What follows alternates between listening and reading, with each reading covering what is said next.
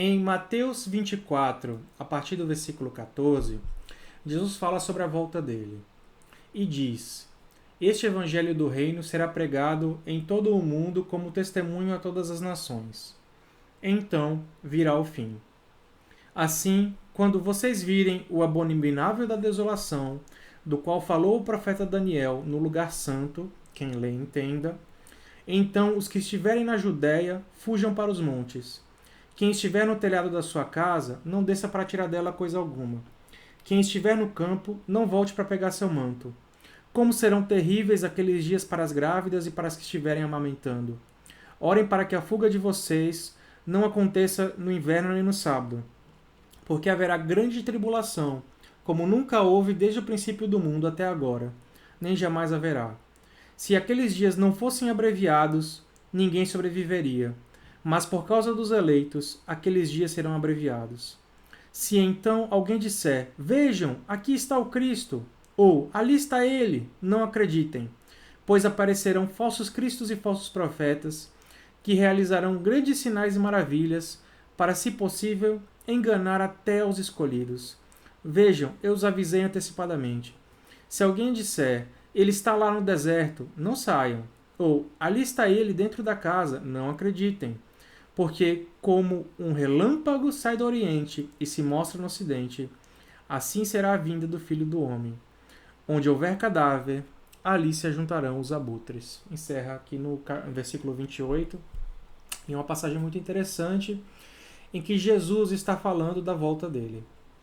E ele nos recomenda termos cuidado com os falsos mestres e os falsos ensinos. Porque Jesus está vivo, está em nós, o Espírito Santo de Deus está em nós, ele é vivo, ele é uma pessoa viva. E nós não precisamos ficar buscando Jesus em templos específicos e as pessoas dizendo lá, não é ali que ele está.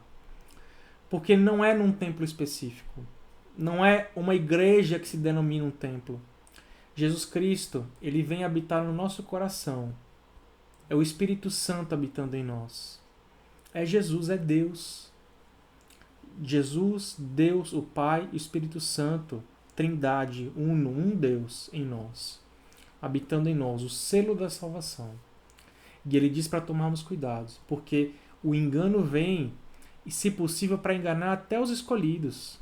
E para ficarmos espertos, porque quando aconteceu o abominável da desolação em Israel, que seria um abominável alguém sentar-se ali dentro do terceiro templo de Israel como se fosse Deus, para a gente ficar esperto, porque o fim dos tempos está às portas. Jesus está voltando e ele diz que a volta dele será como um relâmpago do Oriente ao Ocidente. Então, para a gente ficar esperto, para a gente não ser enganado. E como é que a gente fica esperto? Temos que ter as lamparinas cheias de óleo. Temos que ter o Espírito Santo em nós. E devemos buscar a verdade de Deus na oração, no jejum, na palavra do Novo Testamento. Jesus Cristo está vivo, irmãos, e ele fala conosco. Então, cuidado com os falsos mestres e os falsos ensinos. Você vai ver um falso mestre, um falso ensino pelos seus frutos. O que é que esse mestre, ou dito mestre, produz?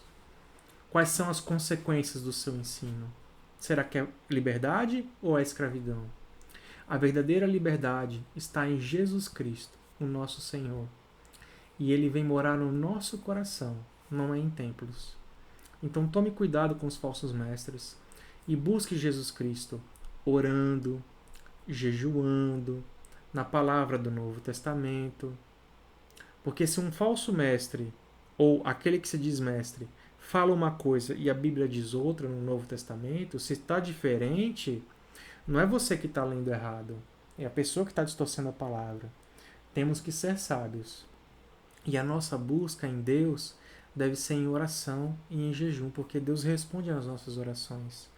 Devemos ser honestos. E isso passa por uma reflexão profunda de que tipo de crente queremos ser. Se queremos ser mesmo renovados em Jesus Cristo, temos que estar abertos a isso. Então passe a orar mais ao Senhor, passe a jejuar mais, tenha uma vida cheia do Espírito Santo, mais próxima de Deus.